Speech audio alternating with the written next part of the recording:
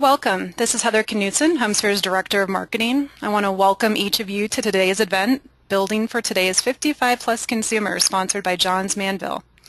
We know today's topic is of great interest as we welcome our 800 participants registered for today's event. Our first presenter today is Kathy Mix from Johns-Manville. Johns-Manville is a provider of state-of-the-art insulation and is based here in Denver along with us at HomeSphere. Kathy is the product manager and product engineer for Johns-Manville's building insulation wall systems business, and we're now going to hear a short presentation from the sponsor of today's webinar, Kathy, on behalf of Johns-Manville. Thank you, Heather. On behalf of Johns-Manville, I would like to welcome each of you to today's event. The topic that I will be presenting is continuous insulation for code-compliant, high-performance walls in residential and Type 5 commercial construction.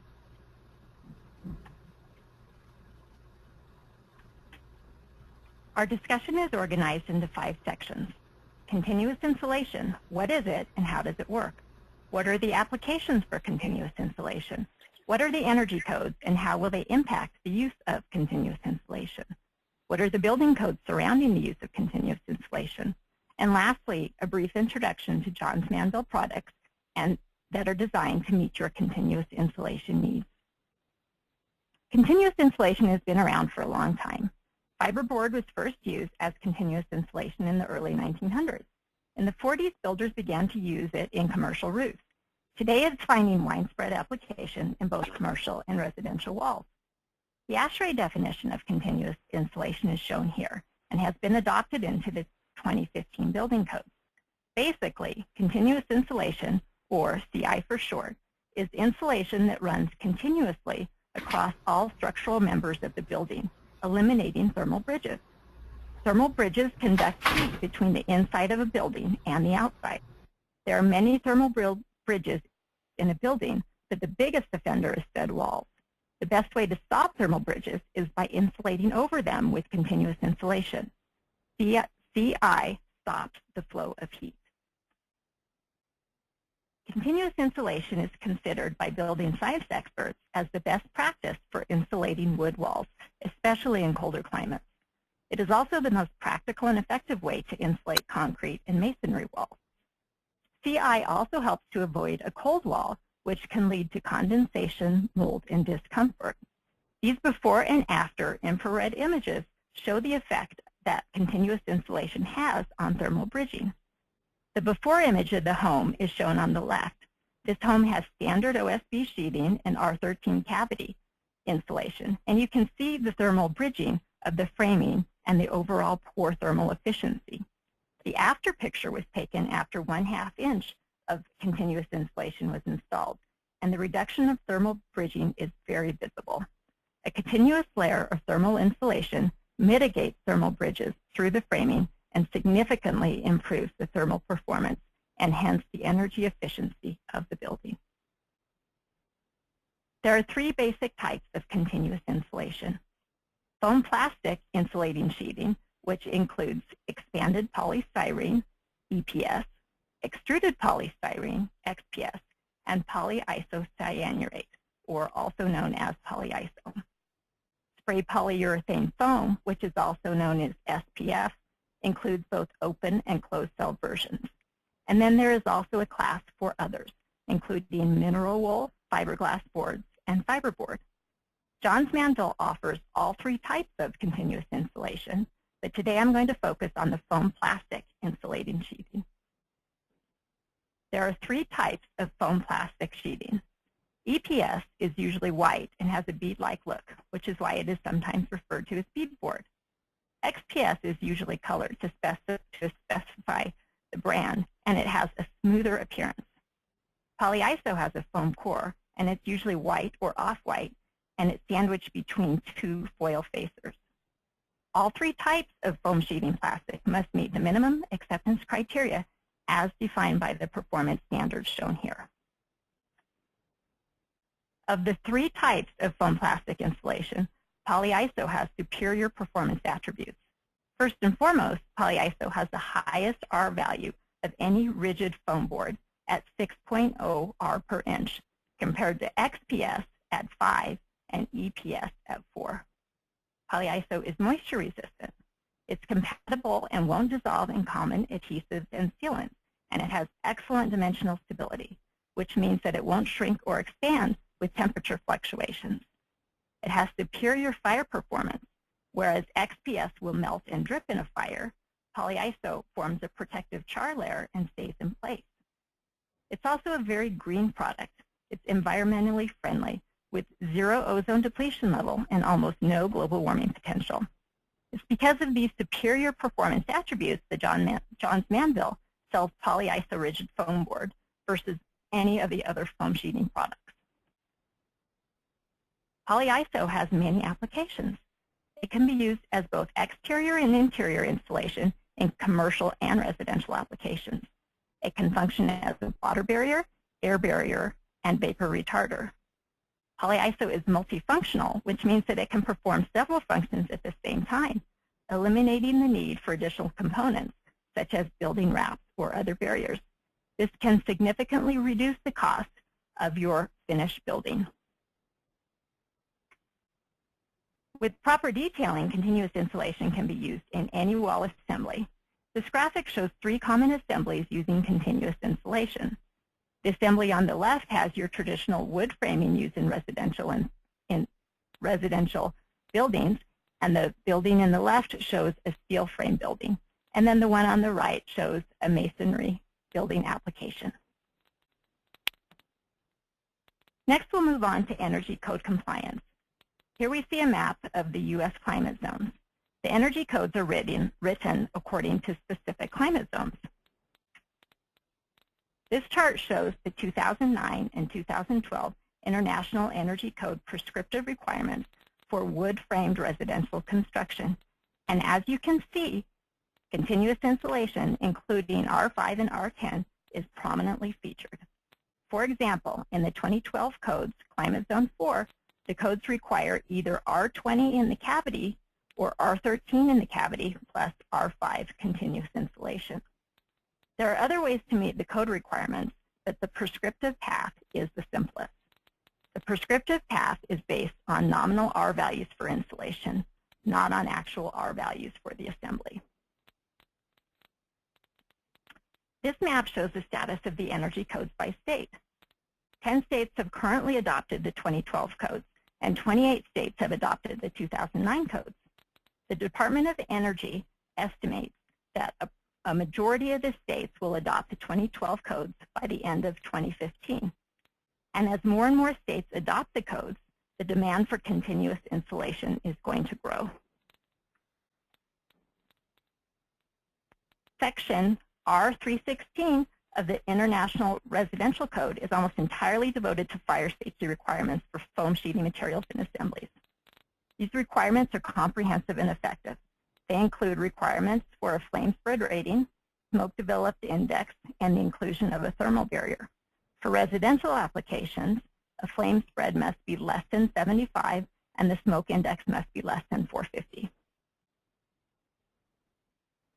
Chapter 26 of the International Building Code is similarly devoted to fire safety requirements for foam sheeting plastics.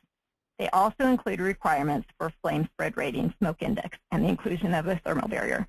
And those are equivalent to the IRC requirements for Type 5 construction. Now I'll move on to the Johns-Manville products. Johns-Manville opened its doors in 1858 and has been a leader of innovative building solutions for 156 years. In 2012, we launched our Polyiso foam sheeting business to meet the needs of the continuous insulation market. Johns-Manville offers 3 Polyiso rigid foam boards. The first is AP foil, and it is used in concealed applications behind a thermal barrier. The second is CI Max, and it is used in exposed applications, which means that it does not need to be covered with a thermal barrier. And the final product is R panel, which is for roofing applications. And now we will take a closer look at each of those products. AP foil, the AP stands for all-purpose, and it was designed for exterior applications. The top photo is of AP foil in a residential application in the north, and the bottom photo is a school building in South Carolina. In residential applications, it can be used in exterior walls, attics and cathedral ceilings, and crawl spaces. Polyiso has a polyiso foam core and is laminated with foil on each side. One side is white and one side is silver, and the side that you would apply facing the exterior depends on the type of cladding that you use. It's available in 4-foot widths by 8-foot, 9-foot, and 10-foot lengths, and in thicknesses between 1/2 inch and 4.5 inch. It can also be scored for installation into the cavities. And these are some pictures of the recommended components if you're going to use it as an air barrier or water barrier. AP foil has several advantages versus competing foam boards. It has the broadest approval range and is ENERGY STAR certified. AP foil is one of 2 rigid foam boards that has the ENERGY STAR certification. This is a sneak peek of the Johns-Manville continuous insulation wall system featuring AP foil that Johns-Manville will be launching in a few weeks. So you all get the first look at this before it hits the streets. It shows a very qualified system that is also extremely versatile, whereas several components can be used and the building can be designed to meet the requirements of the occupants. CI Max is our product that is designed for exposed interior use. The CI stands for continuous insulation. The exposed means that it doesn't have to be covered with a thermal barrier, so it's perfect for basements, crawl spaces, pre-engineered buildings, and ceilings. It comes in a white finish or a silver finish, and it's unprinted so that it has a really pretty finish. And lastly, we offer R panel for roofing applications. The R stands for roofing panel, and it meets all of the requirements for both residential and commercial applications. Thank you. Thank you for your time. I'm happy to answer any questions that you may have via the chat tool, and I'm now going to turn it over to Molly Carmichael for the keynote address. Thanks, Kathy. That's great, and I wanted to thank Johns-Manville again for sponsoring today's event. And as we start planning for 2015, this is a great brand that you guys have to consider. Our builders have been very interested in Johns-Manville, so great job to you and your team. And as Kathy said, just a reminder, if you guys have any questions, I encourage you guys to use that webinar chat feature, and we'll answer those at the end of the program, time permitting. So let's get things turned over to Molly Carmichael and John Burns Real Estate Consulting. They're an industry leader in housing research, and will be providing an overview on building for today's 55-plus consumer. I'd like to now pass things over to Molly and Chris Porter. Molly is a principal at John Burns in the custom consulting practice, and Chris is joining her today. It's the first time we've done this with our HomeSphere event, and we're excited to have him. He's the chief demographer, and he's going to join Molly. So Molly and Chris, with that, I pass it over to you for 55-plus trends. Thanks, Heather. Thanks, Kathy. Can everyone hear me okay?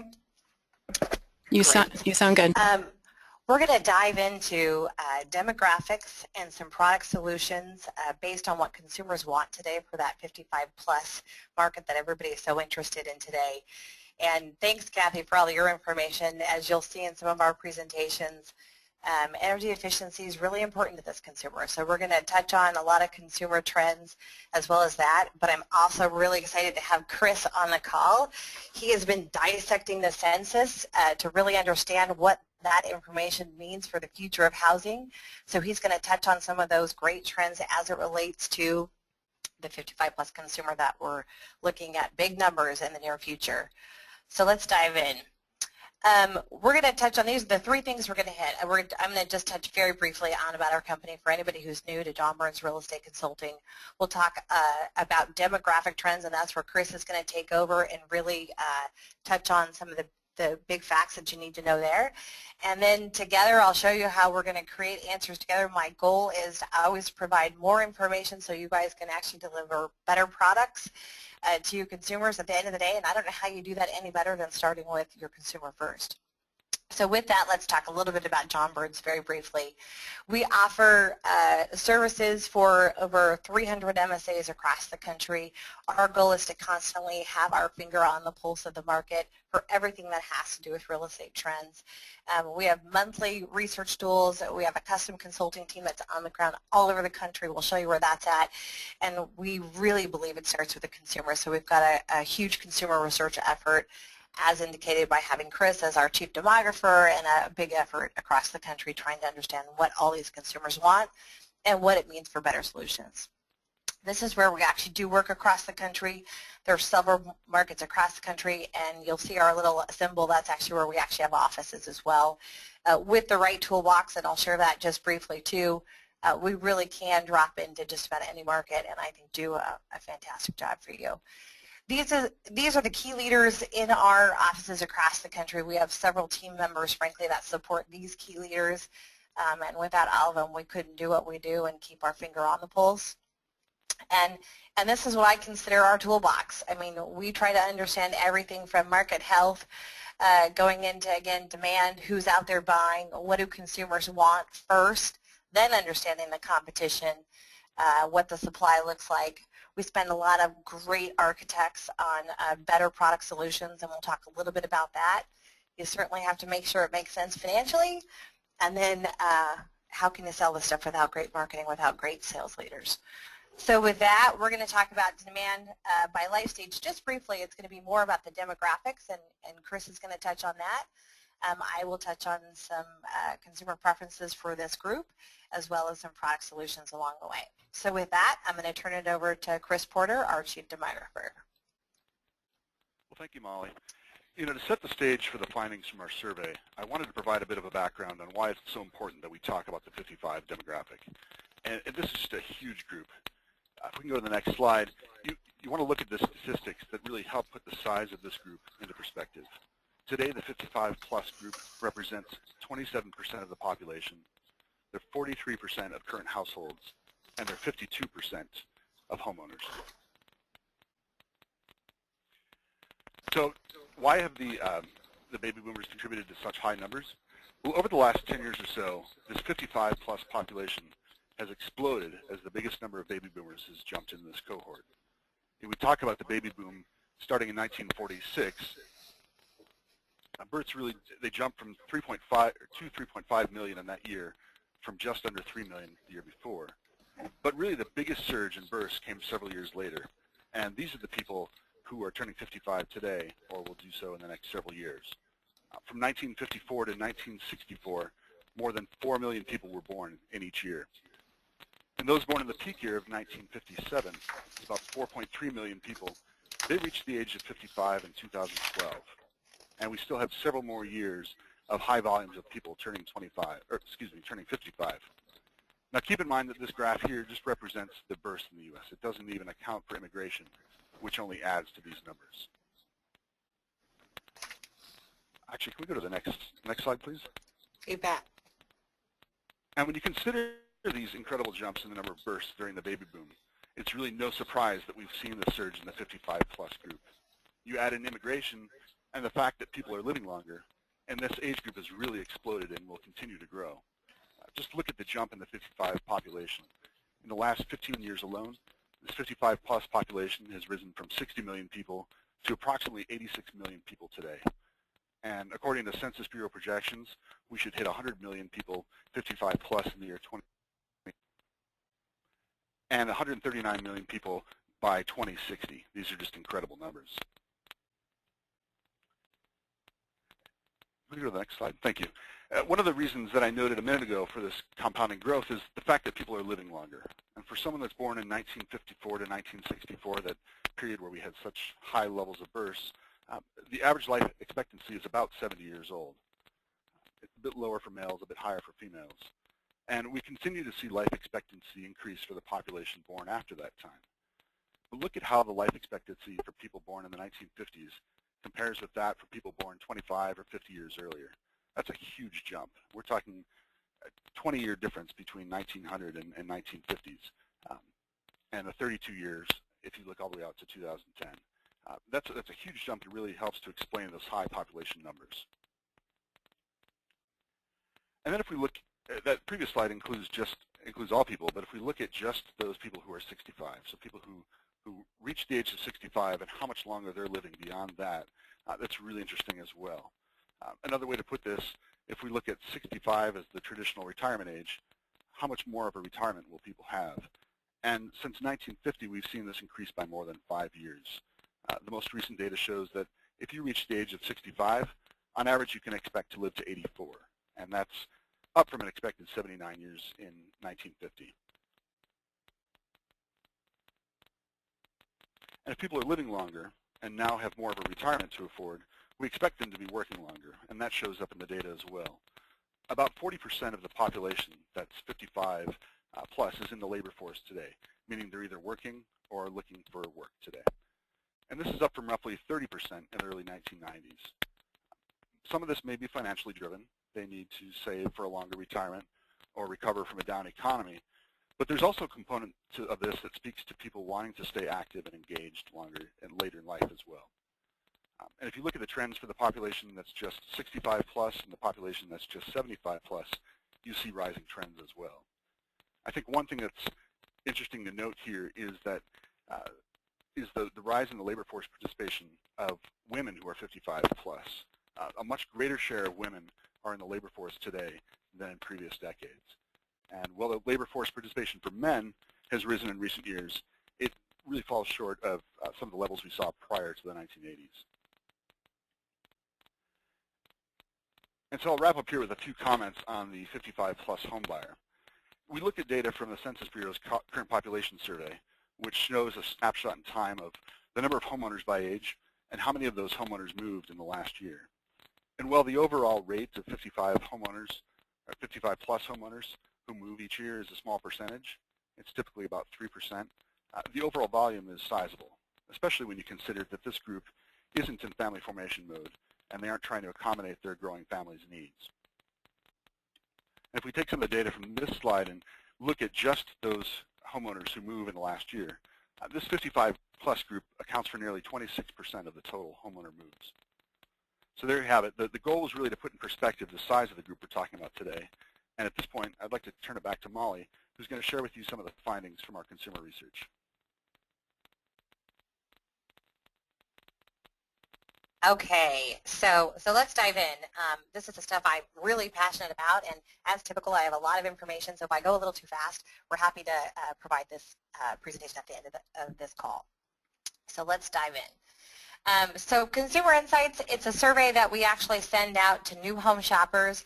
We aren't looking back in history. We aren't just looking back at trends. It's a focus-forward study on what new home shoppers want next.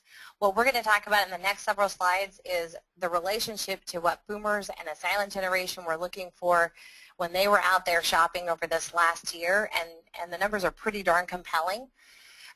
Total survey respondents, we'll talk a little bit about for this most recent survey, but overall we've done 3 surveys. We have over 50,000 responses. We fluctuate each year between community and home, and we're going to share some of those findings with you today.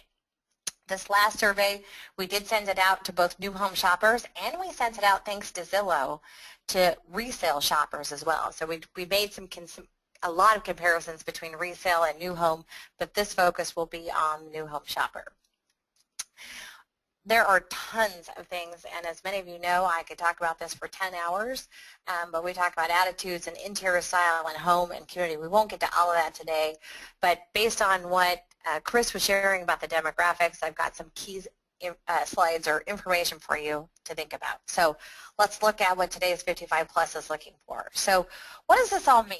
We're living longer, we're working longer, women are working much longer, and the roles and things like that are actually shifting out there. So what really impacts the housing market and what will actually make consumers move? And it's employment, whether they're going in and out of the employment world, marriage, whether they're going into marriage or out of marriage, children being born, children moving out, wealth going up or down.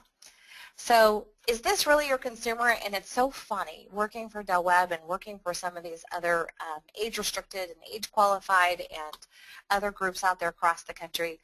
I think most people's perception is, oh, when I go to an age-restricted community, this is where I retire, and it looks something like this. But it really isn't that, and I want to share some of those trends and who these people really are.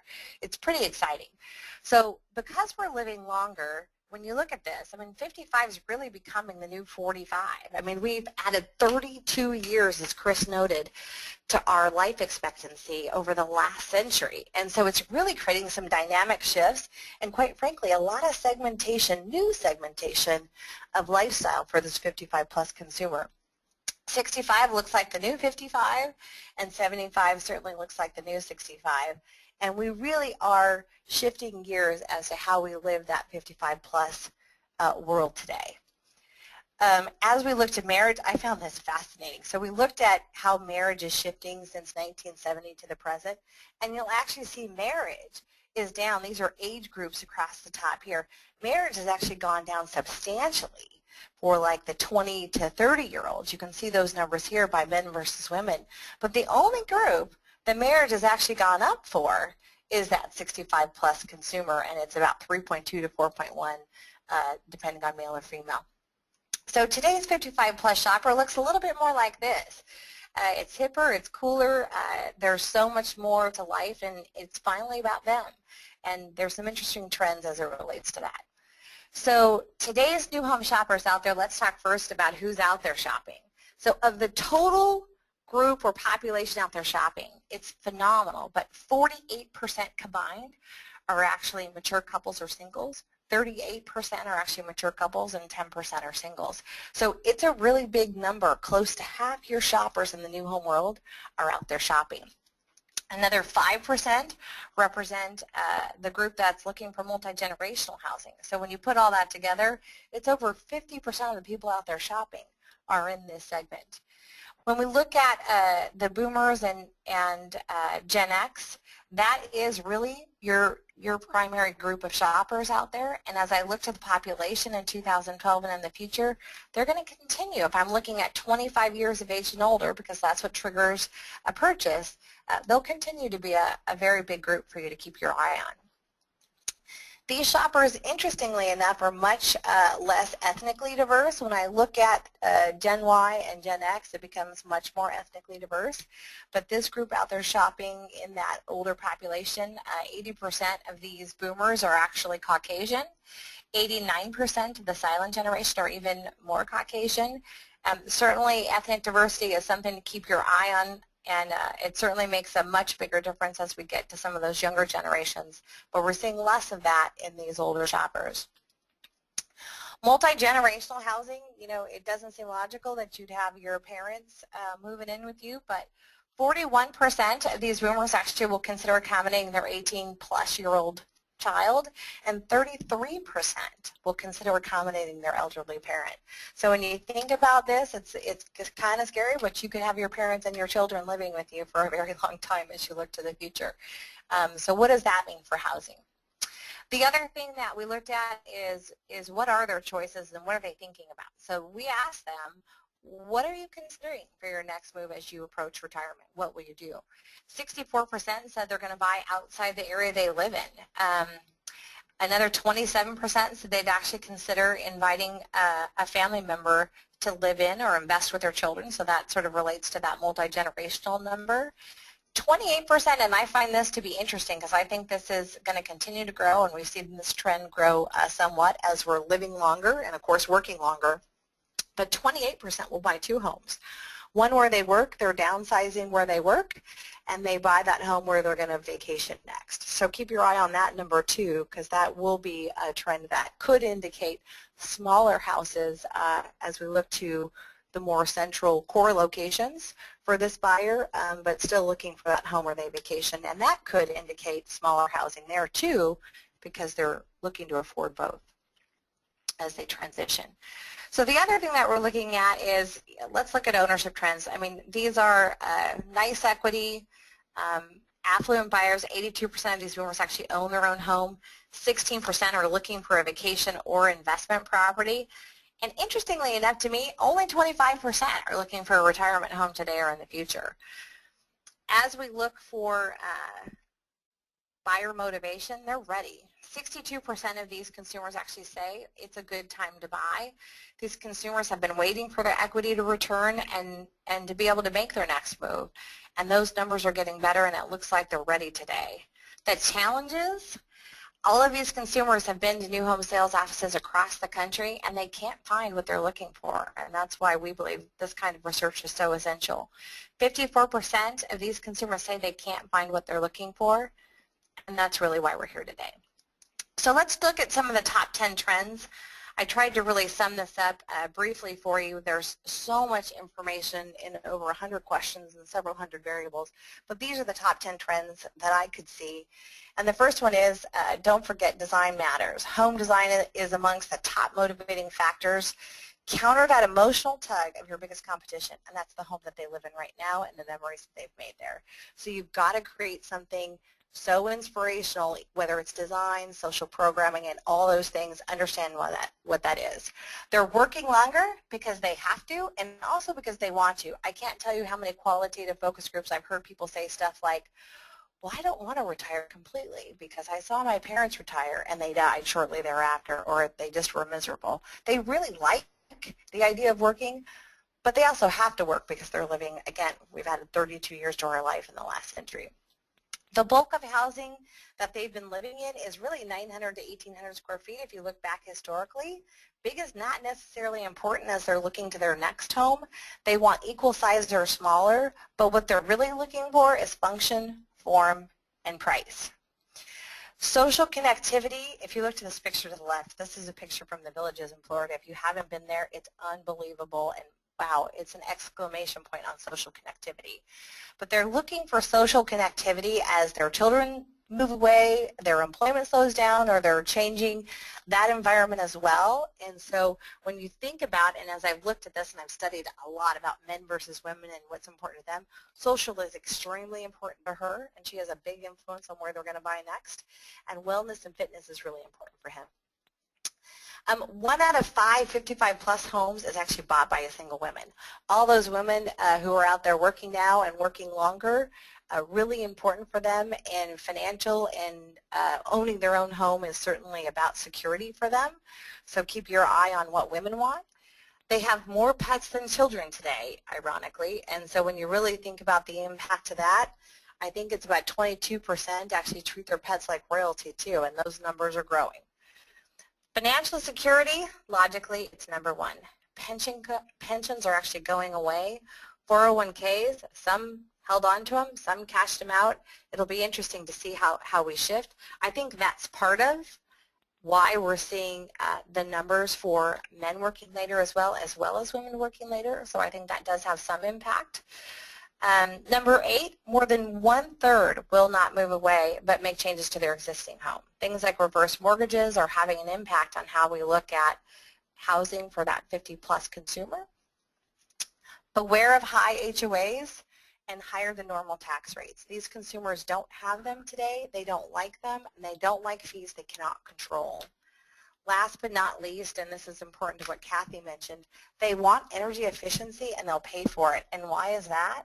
Because when you look at number 7, financial security is the number one thing driving their decisions.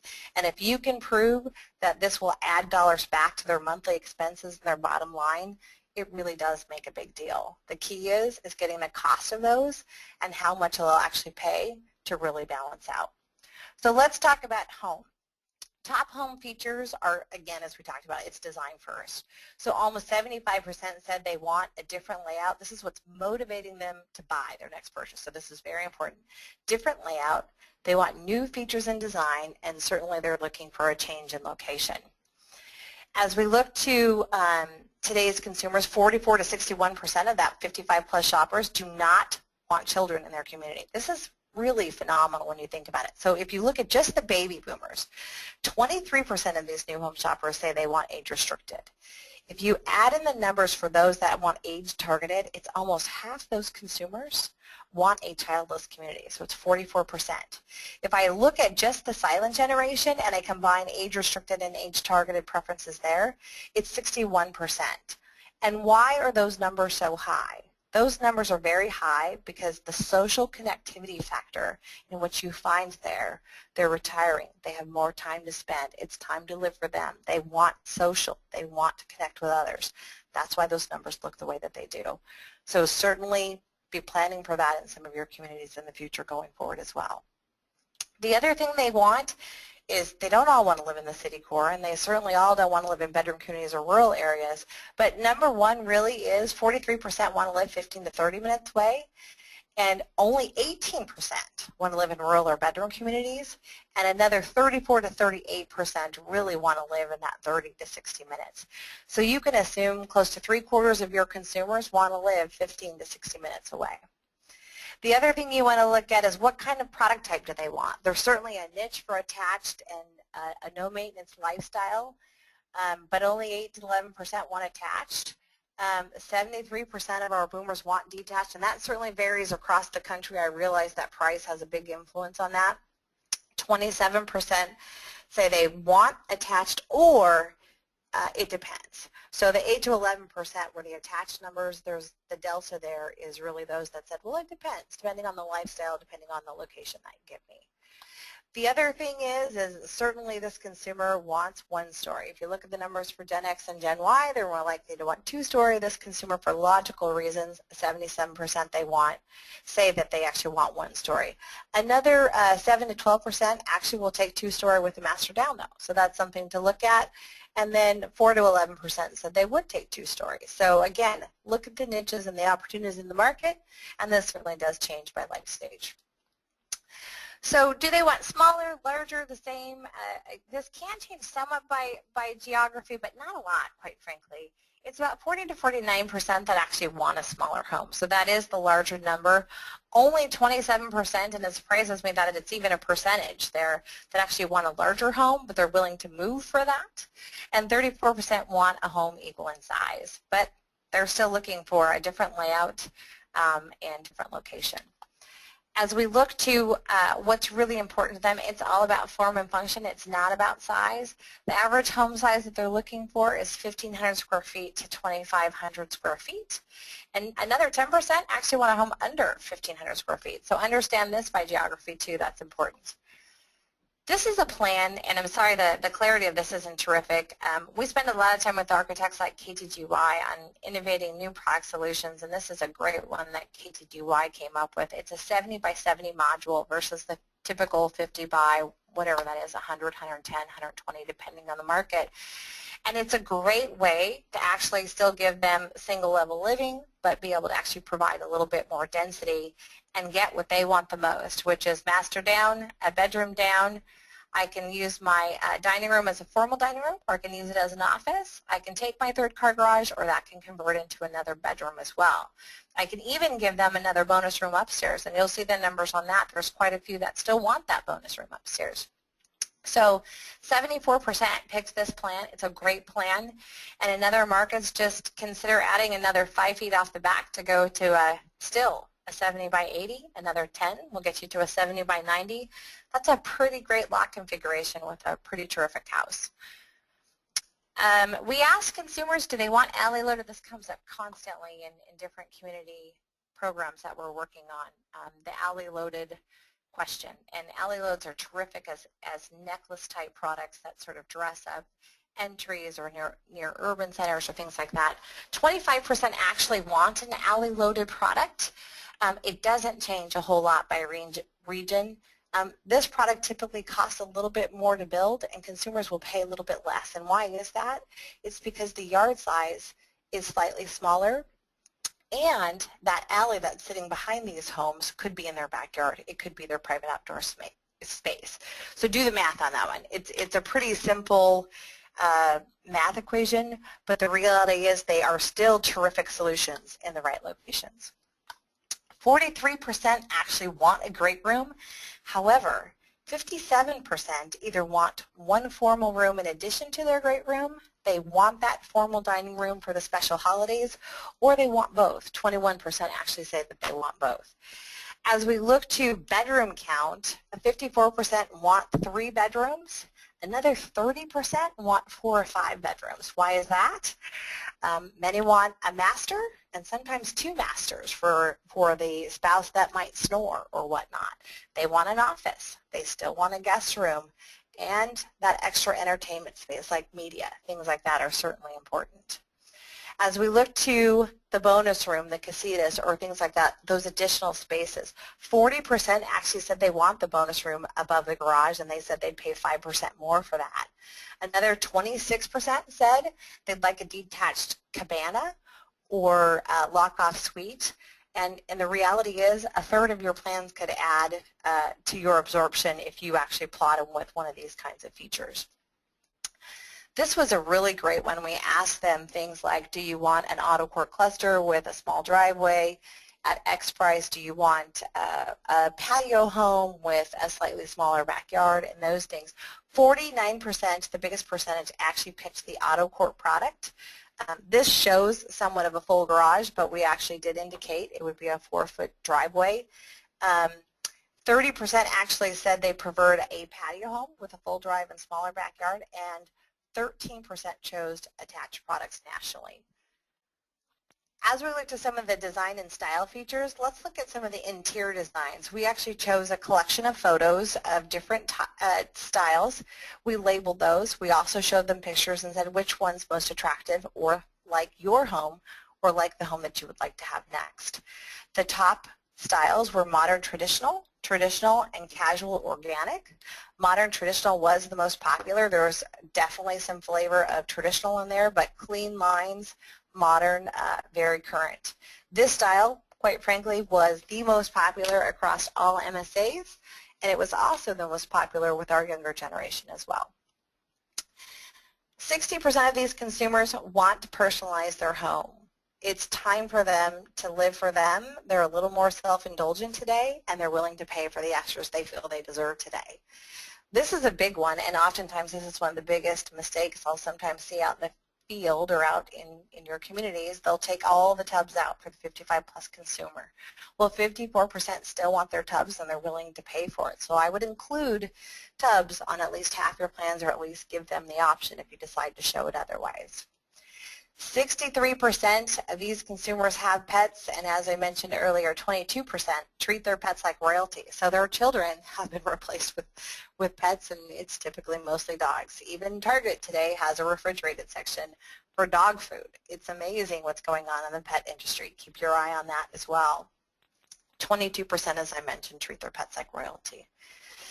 Let the indoors in, and once again, this is a feature that we tested and they're willing to pay for. The number nationally amongst all life stages, I think it was in the 50% plus would pay for this feature, but it's even greater for this 55 plus consumer. So 61% said they would pay another $4,000 for this retractable sliding glass door, and you can see why. This is just beautiful. This is a product by Toll Brothers. The fireplace is certainly shifting today. Unfortunately, the TV is taking the place of the fireplace today. It's become the focal point. So we're seeing things like 31% said just leave the fireplace out. Give me the $3,000 in value somewhere else in the home. But another 22% said they want the fireplace outdoors. So there are great solutions for that. And if you create a small patio environment, they'll love it. And another 38% said I want a modern fireplace. And I'm showing that as a differentiation for you. The reality is 62% still want the traditional fireplace, but there is a way to create niches in the market with new products out there that certainly can help. As we look to outdoor space, 91% want outdoor space, not because it's just about entertainment, because they want to provide privacy between me and my neighbor. As we look to entertainment factors, and you can see these two pictures that I've layered here, 73% want outdoor space for entertainment. But what's interesting to me is the larger percentage made it about the privacy factor. So whether you're building attached or detached, it's really important to make sure that you're creating that privacy, whether it's on a small balcony, whether it's a small courtyard, or whether it's a small patio home. They want to go out and read the paper in their robe. They want to go out and have a cup of coffee without doing that in public spaces, and that's why that's so important. As we look to outdoor spaces, 87% would consider a smaller backyard if it's designed for entertainment, And last but not least, let's look at some of the energy efficiency things.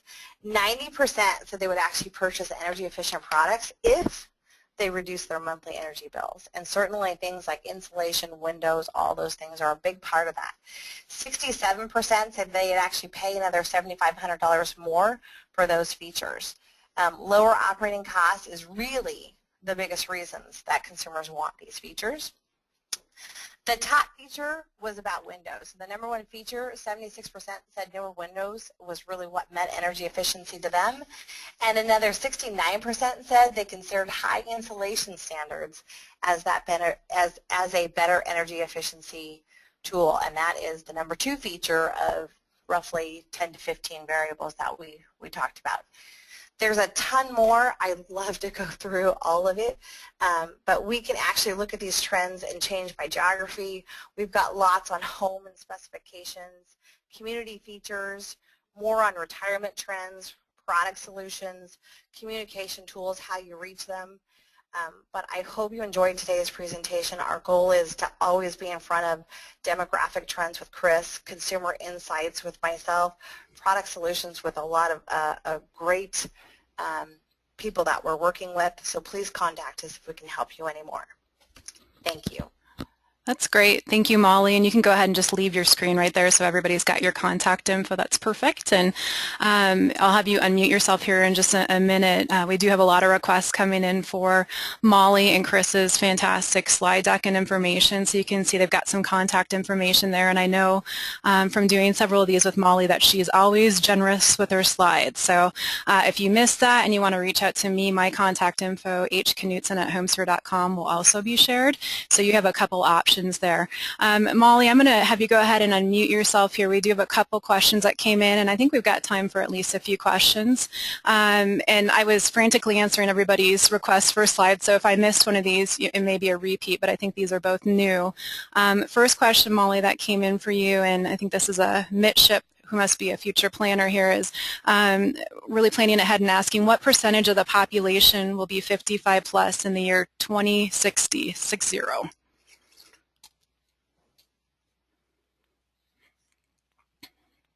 That is a great question. I'm going to ask Chris.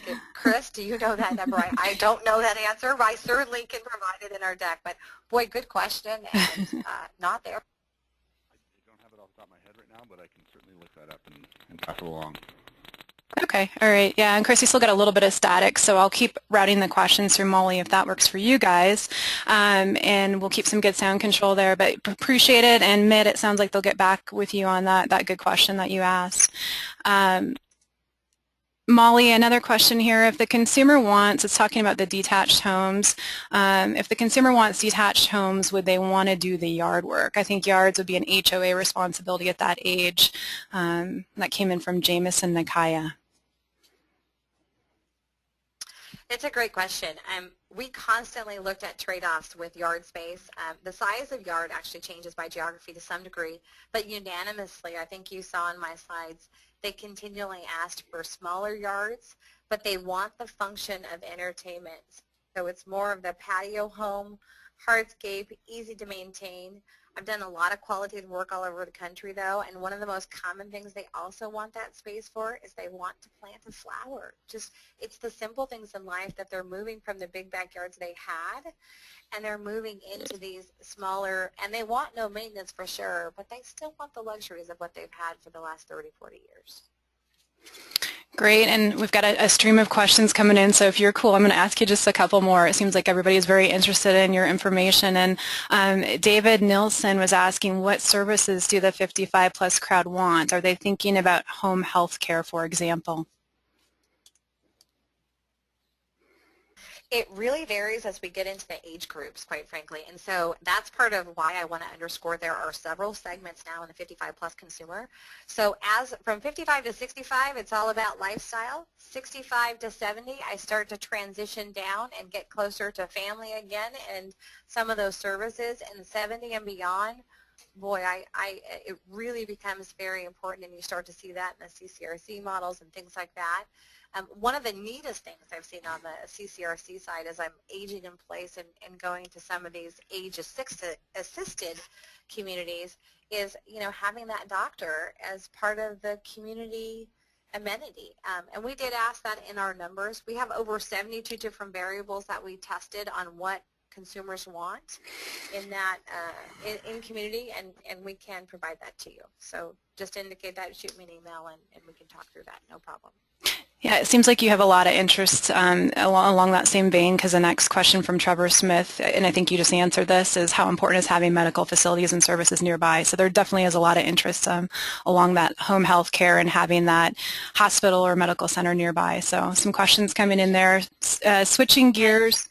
Oh, sorry, go ahead. Yeah. Heather, yeah, the general rule of thumb on the research that I've done over the last several years is they want that within 15 minutes of the home that they live in.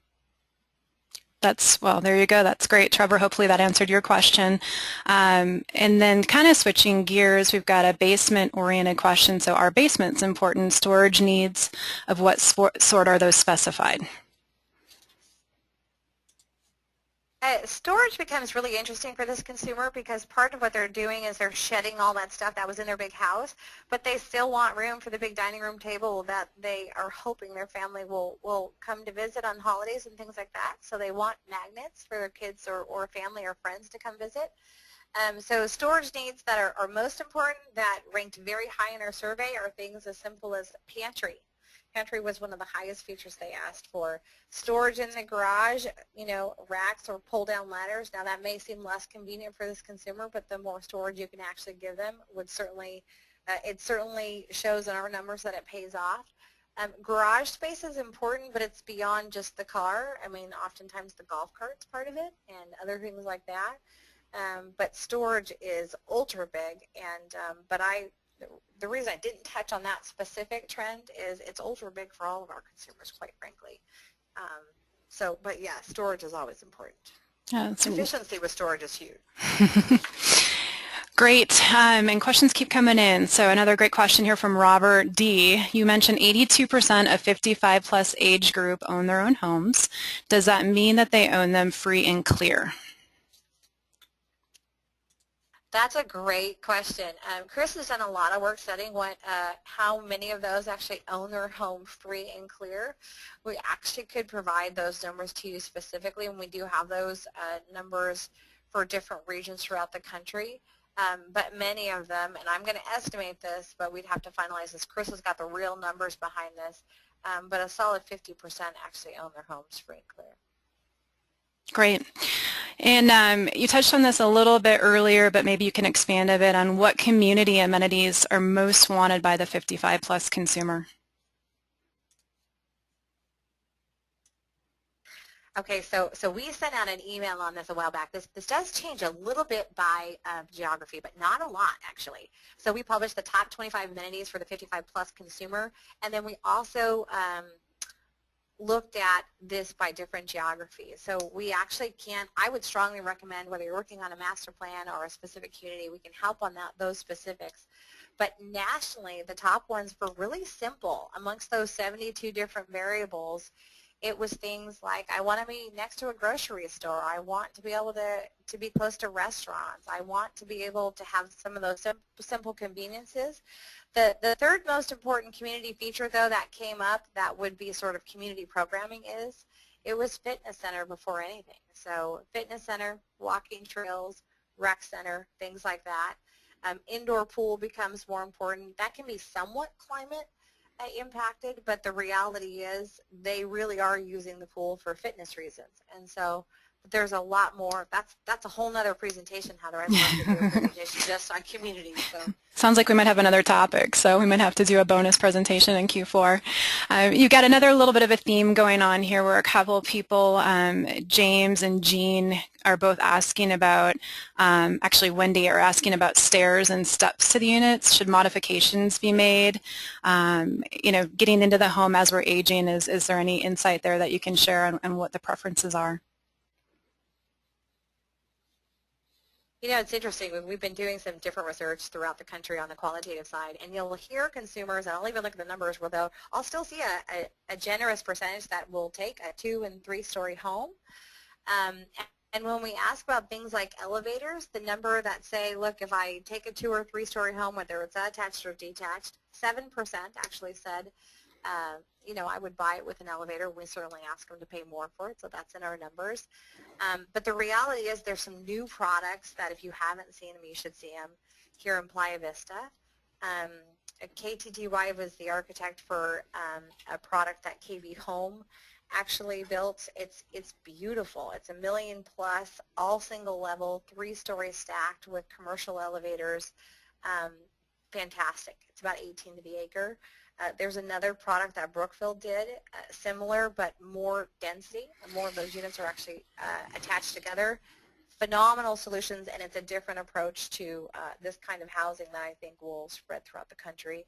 And then, of course, you have your traditional detached. It's all about choices, right? So if I can get detached single-story with a small patio or a private backyard with no maintenance, it's about financial security. I'll probably go there first. But if I don't have those choices and I want a great location, that's where density starts to play a part, and working with the right architect is certainly important to get to a great solution there. But we've got some really great facts to help sort of delineate or make the decisions on where to move up or down in those densities. Terrific, and we're kind of moving outside of the house now into the garage with some garage questions. So how important is a 2-car garage? Is a 1-car plus driveway as an acceptable solution? I think we got some builders asking some questions here. It all goes back to what I just said. It depends on the trade-offs and what they can afford. So financial security is number one. Lifestyle and location are really very important. So give them the right location and the right lifestyle, certainly they'll trade that off. The numbers that actually share with us that they'll take a 1-car garage is fairly low, though. It's around that 10% number. But in my experience, they'll pay more first for location and lifestyle, and they'll start to trade off those factors if you design it right. Great. We have this is a popular topic, Molly, so we might have to do a second session. You've got great feedback, and everybody's telling you great job, so I want to share that because I know you can't see that. So nice job as usual. And any questions that are remaining, I will go through and privately answer. And again, a lot of you are asking for a copy of Chris and Molly's fantastic slide deck. So I would just remind you, Molly's got her screen up right now. That's a great way to reach out to John Burns Real Estate Consulting. I would take advantage of that if I were you, and she is very generous with her slides. So to be considerate of everyone's time, I want to say thank you, and remember to take a moment to like HomeSphere on Facebook to stay tuned for future webinars. We do these webinar events with Molly once a quarter, and if you're a builder and you want to connect with us to learn more about connecting and collecting rebates with preferred partners such as Johns-Manville, our today's sponsor, please reach out to me directly. My contact info will be shared as well in an email later today. And if you're a builder and you're attending Build Exchange in New Orleans in a few weeks, we'd love to meet you there and possibly connect in person. My thanks to each of you, and to each of you, a good day.